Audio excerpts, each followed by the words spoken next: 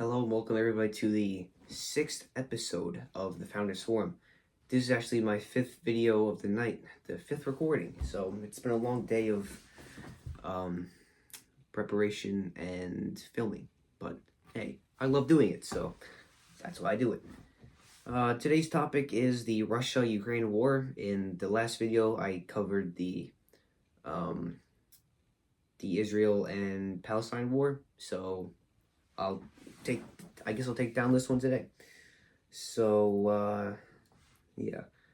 This obviously all takes place starting back to Russia's invasion of Ukraine in February of 2022. So obviously, I guess you can take a look at why this happened first. So, Ukraine sits next to the Black Sea, which is a very strategic shipping route. So Russia, or Putin in specific, has had its eye on it for a very, very long time. And I guess in 2022, when they realized how weak the Biden administration was in terms of, everything, I guess, then that's when they decided to make their move. That's about like a year or two into, their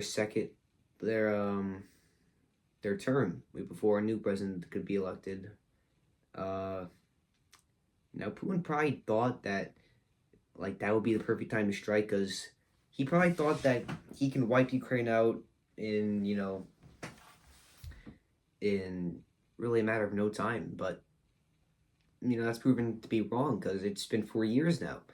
Millions have died on both sides.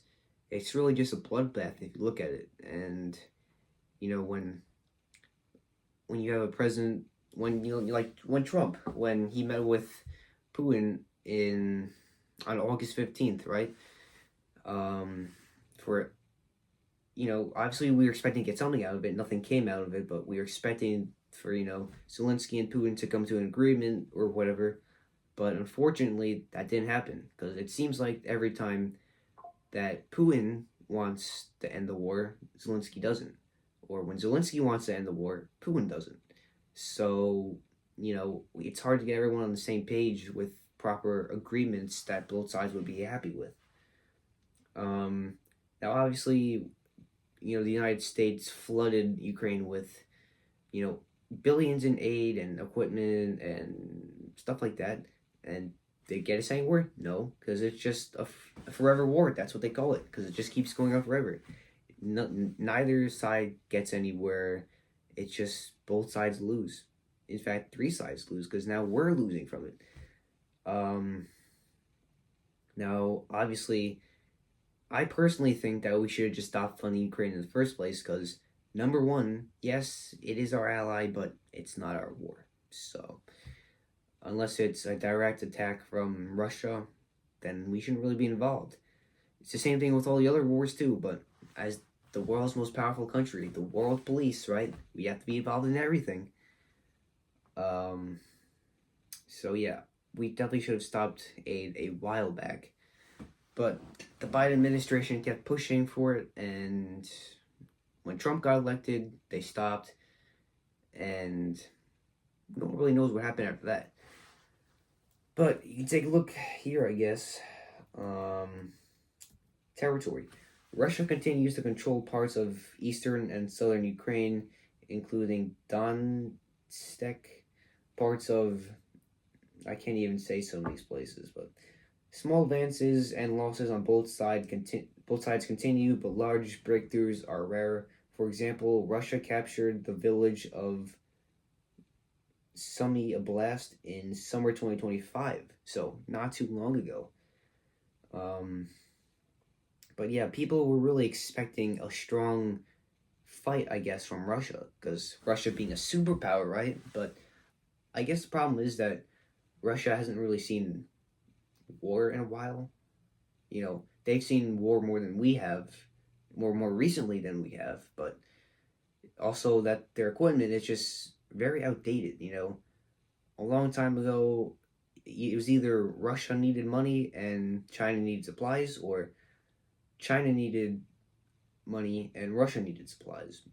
So they made a deal, and either way, Russia ended up with some pretty outdated and old equipment.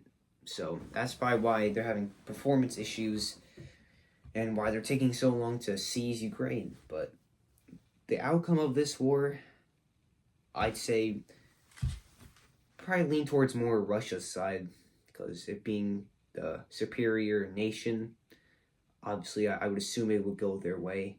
And clearly it was Trump's main promise to the American people that he would end the war between Russia and Ukraine, but clearly that couldn't happen. He met with Zelensky a couple times, actually. I think like 3 times. Russia once, and it's gone us nowhere. Literally nothing has happened. So, I guess it's just, since clearly we can't do anything about it, it's just time for us to step back and let them have their little battle, and that would be that, because it's really not our problem, and it shouldn't be our problem. So, yeah, and you can look at, the key bottlenecks, challenges, and what's at stake. Russia faces challenges replacing losses. Ukraine has constraints too. Recruitment, training, logistics. You have Ukrainians coming to America and looking to, escape the war. But, just the other day, literally a week ago, you saw the Ukrainian girl get stabbed. And, yeah. So, it's really just a shame, I guess. So, anyway, I guess that's it for this video. Don't know if I'll be uploading any more tonight, but I guess you can stay tuned if I do. So, thanks for tuning in for part 6 of the Founders Forum with Benjamin E. Verikokkos. And I'll see you in the next episode.